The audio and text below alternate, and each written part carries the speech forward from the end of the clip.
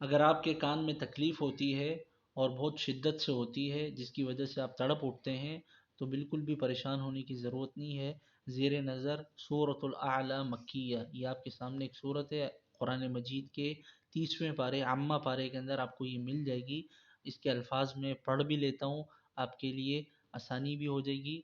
इसे सुनकर भी आप दम कर सकते हैं, पढ़कर भी दम कर सकते हैं। बेहतर ये कि आप पढ़कर दम कर दें, तो इंशाल्लाह जिस कान में भी दर्द है वहाँ पर इसको पढ़कर 3 मरतबा दम करें, दोनों में से किसी भी कान में।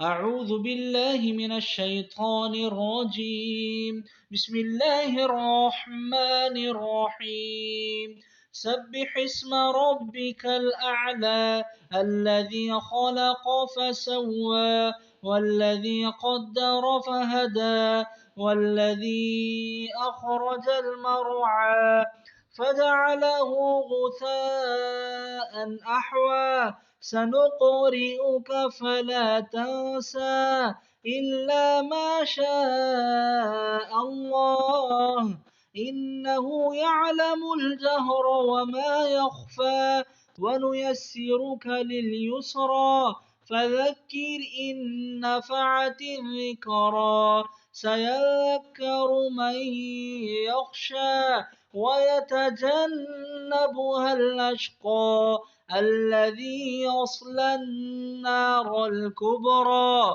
ثم لا يموت فيها ولا يحيا قد أفلح من تزكى وذكر اسم ربه فصلى بل تؤثرون الحياة الدنيا والآخرة خير وأبقى إن هذا لفي الصحف الأولى صحف إبراهيم وموسى.